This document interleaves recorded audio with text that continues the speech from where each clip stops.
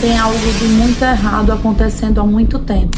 Tanto nas filas de espera, na recepção lotada, nas UPAs sobrecarregadas. Algo de muito errado acontecendo. Não só para quem espera, mas para quem também atende. A médica ainda atendeu mais 2 pacientes antes de atender o meu esposo. E só atendeu ele porque eu empurrei ele para dentro da sala dela. Bom, eu, Larissa Vasconcelos, como técnica de enfermagem, que sou e pertenço à área da saúde.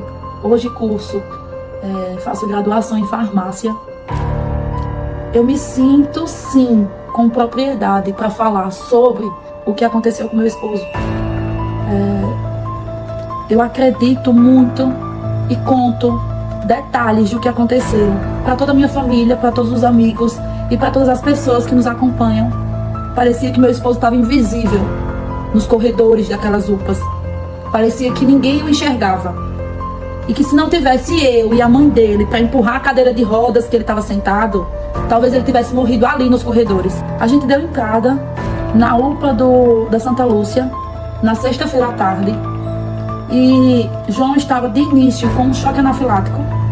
Só que de imediato, foi rápido o atendimento até. Aquela equipe atendeu ele rápido, colocou ele na vermelha e começaram os procedimentos. João Paulo chegou andando, falando e passando mal. Estava com mal-estar, manchas, placas vermelhas pelo corpo e um mal-estar muito grande que ele foi pro banheiro e vomitou. E eu pedi celeridade à moça que estava na recepção, a enfermeira, para atendê-lo. Ela de imediato atendeu. Eu falei que ele estava com falta de ar, com dificuldade respiratória, com placas no corpo e vomitando, tendo febre, enfim. Ela levou logo de imediato para a médica. Foi coisa de 10 minutos o atendimento. A médica já percebeu logo que João estava com um choque anafilático, com alergia gravíssima, encaminhou para a vermelha. Eu lembro que a gente foi andando até a vermelha, João foi caminhando até a vermelha. Chegando lá, ele ficou em pé, enquanto o médico preparava alguma papelada para poder medicá-lo. E do lado de fora da porta eu disse: João, amor, pede uma cadeira, que eu vi que ele não estava em condições de sentar. E ele pediu. De imediato a médica pegou uma maca, deitou e começou os procedimentos. Na madrugada do sábado, eu vi que a minha sogra não estava bem. Daí eu pedi para levar ela em casa. Levei ela em casa, tomei um banho e voltei para a UPA. Dormi na recepção, dormi no carro, esperando uma resposta de João.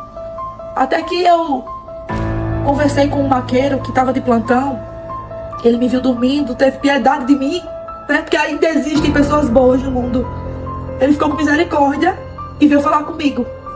Daí ele falou que meu esposo estava bem e que ele tinha levado ele para fazer um raio-x na UPA da Santa Lúcia.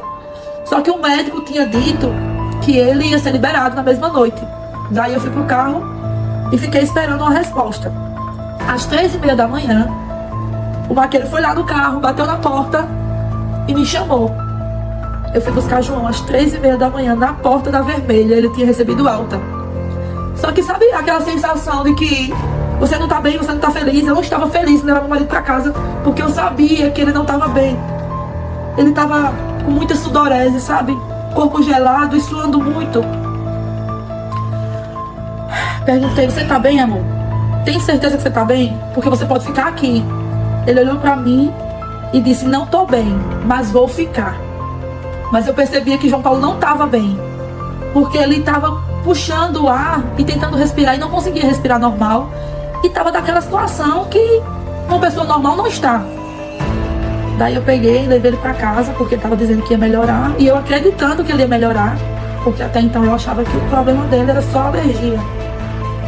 Mas não era. A gente chegou em casa às quase 4 horas da manhã. Cochilamos, porque não conseguimos dormir. E quando foi umas 11 horas, João Paulo começou. Ele veio tossir depois que saiu do hospital, depois que saiu da UPA. Ele veio começar a tossir. Era uma tosse que ele não conseguia botar pra fora. Começou a tossir, começou a ficar mais cansado. Daí, quando foi 11 horas, eu disse: não tem condições de ficar em casa. Você vai ter que ir pro hospital novamente, pra UPA. A gente viu pra onde levaria ele, já que a UPA da Santa Lúcia tinha liberado. Na nossa cabeça não era o melhor lugar pra voltar, porque tinham liberado ele ainda mal. Então decidimos levar ele para o Benedito Mendes, a UPA do Benedito Mendes. a conhecida UPA do Bio, né? Meu esposo deu entrada lá às 12:30 com o meu sogro e minha sogra. E eu cheguei logo depois. Então, João Paulo deu entrada, foi atendido. A médica, de início, passou cetoprofeno e dipirona injetável. Sendo que o meu esposo, antes de sair de casa, eu tinha olhado os sinais vitais. Estava 8/6 a pressão. E 86 a saturação, que tinha oscilado para 45 e voltado de imediato. João tomou dipirona e na mesma hora, João Paulo ficou dormindo, porque caiu mais ainda a pressão dele. Então, assim, depois dessas duas medicações, João Paulo ficou sem acesso, João Paulo ficou sem medicação. E a pergunta, como que um paciente com falta de ar ficou sem oxigênio, né?